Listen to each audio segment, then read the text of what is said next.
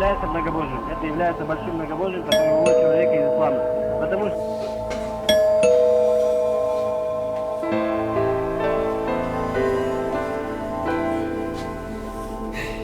Үйдегілердің істеп жүргені ғой. Адасып. О! Ассалаумағалейкум дос. Уағалейкум, қалайсың дос?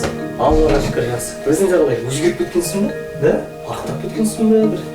Ал сен 10 жылда дым өзгермегенсің. Да, біз өзгермейміз. Жүр, қош келдің. Рахмет. Әзірлеп қойдым. Қош көрдік. Үй іші барлығы жақсы ма? Субханалла дос. Сен не? Адасайын дегенсің бе? Түсінбедім. Жүр, саған түсіндірейін. Ал, қош келдің ал. Отыр. Рахмет. Жайғас, тамақтан ал.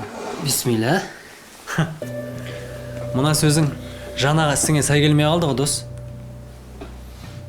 Түсінбедім. Не прикол ма, немене? Дос, дін саған прикол емес.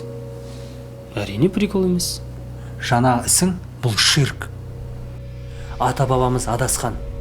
Ал, жатқан сыпырғышты көтеріп қойса не болыпты ал? Бірдеме болды ма не?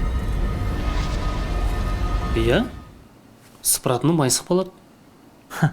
Сол үшін ба тек? Әрине. Айта берсең көп қой.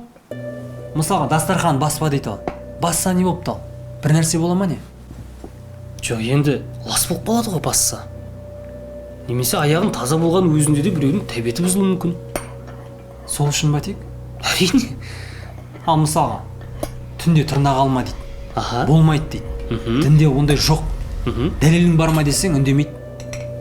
Енді бұл әдеп болғаннан кейін дінде көрсетілмеген. Қалып кеткен әдептер ғой ол досым. Қалай? Енді ойлаш, кезінде түнде қазіргідей свет болған жоқ, жарық болған жоқ. Сол үшін жарық кезде тырнақтарын алған. Ал егерде түнде тырнағын алатын болса, енді әрбір жерде ұшып кетуі мүмкін, әрбір жерде жатуы мүмкін. Міне сол үшін. Ал онда неге қазір айтып жүр оны? Енді білмеймін ғой, адам әртүрлі ғой. Біреу ойланып айтады, біреу ойланбай айта салады енді. Жарайды. Жақсы ал. Онда неге тойда гүл лақтырып кім соны ұтып алса, сол тұрмысқа шығады дейді. Қара мысық алдын өтіп кетсе, жол болмай қалады дейді ал. Иә. Бұған не ал дейсің? Енді бұл біріншіден басқа ұлттардан алынған ырымдар. Бір еліктеумен бе? Ал біздің қазақ айтса нені айтты? Қазақ айтса күлді баспа деді. Өйткені ол жерде жын шайтандар мекендейді. Жалаңбас шықпа деді. Жарығы бар ыдыспен ыстық сусын ішпе деді. Ыстық тамақты үрме деді. Міне, осылардың барлығы діннен алынғандар. Ал енді бұл ырымдар қарап тұрсан әдептілікке, жақсылыққа нұсқап тұр. Бұл айтқан кезде тұрған әдеп қой бұл. Айтса қазақ осыларды айтты. Жырғы бар ыдыспен сусын ішпе, ыссы тамақты үрлеме деген дінімізде бар ма не? Әрине, пайғамбарымыздың өзі айтқан ғой. Не үшін себебін де айтты. Естімеппін.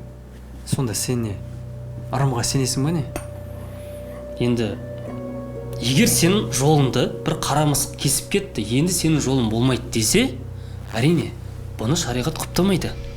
Ал егерде бір кісі өзінің ұлын бір Омар секілді батыр болса екен, осы адамға ұқсаса екен, осындай болса ғой деп ырымдап ұлының есімін қоятын болса, онда оның айыбы жоқ. Яғни ырым сенімге айналып кетпеу керек. Міне, осы екеуінің арасын ажырата білу керек. Жақсы. Бірақ қазақтың салт дәстүрі шариғатқа қайшы емес деп айтшы ал. Келіннің иіліп сәлем беруі бұл ширк. Біз Аллахқа ғана иілуіміз керек. Әр нәрсе ниетке байланысты дейді пайғамбарымыз. Егер намазда сенің ниетің жоқ болса, сен қанша жерден сәжде қылсаң да намазың дұрыс емес. Неге? Өйткені сенің ниетің жоқ болғандықтан. Ал бұл жерде келіннің ниеті табыну емес, құрмет. Яғни иіліп құрмет көрсету. Әлде келін намаздағыдай сәжде етіп жатыр ма? Жоқ, субханалла. Міне, ал қазақ 7 атадан қыз алмаған, білесің, иә? Иә. Енді соны дінде осылай жасаңдар деген бар ма? Жоқ. Жоқ, өйткені біздің дәстүріміз. Ал пайғамбарымыз айтқан, қызды бөтеннен алыңдар, дендерін сау болады деген. Міне, ата-бабамыз 7 атадан кейін бөтен болатын білген. Ал пайғамбарымыз болса осыны айтып отыр. Естімеппін бұндай хадисті. Енді қараш, пайғамбарымыз кезінде Мадина қаласына көшіп келген кезде мадиналықтардан сұраған: сендер бұл нәрсені қалай жасайтын едіңдер деп сұраған. Ал егер шариғатқа қайшы болмаса, ол нәрсені ол жасаған. Бұдан не шығады? Дін негіздеріне қайшы келмеген жақсы амал алынады деген шығады. Сонда пайғамбарымыз салт дәстүрді ұстанған ба не? Біріншіден, салт дәстүр деген не ол?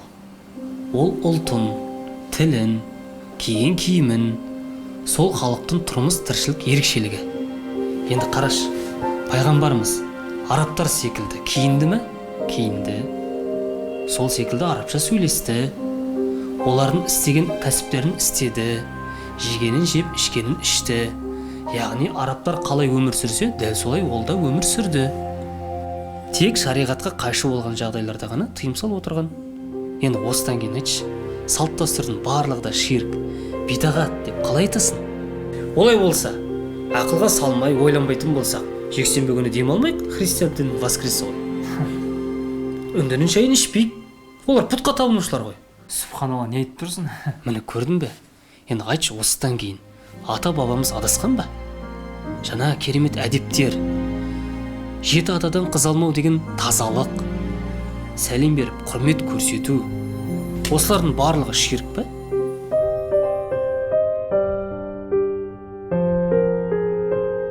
Дос, мен ізденбеппін, байыбына бармаппын, кешіріп қой мені. Шеметпес дос, Алла кешірсін сені.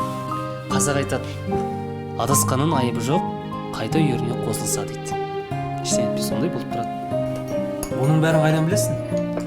Не тірлік, немен айналысып жатсың? Мен болашақ дінтанушымын, әзірге студентпін. Ай, машалла, бәсе.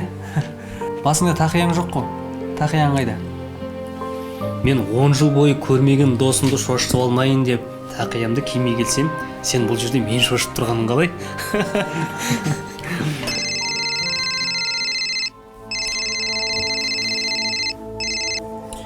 Уағалейкум ассалам, ахи. Жо, бара алмаймын. Уақытым жоқ. Жақсы. Тасташ, бәрін қойш. Кел одан да, шай ішейік. Үндінің шайы ма?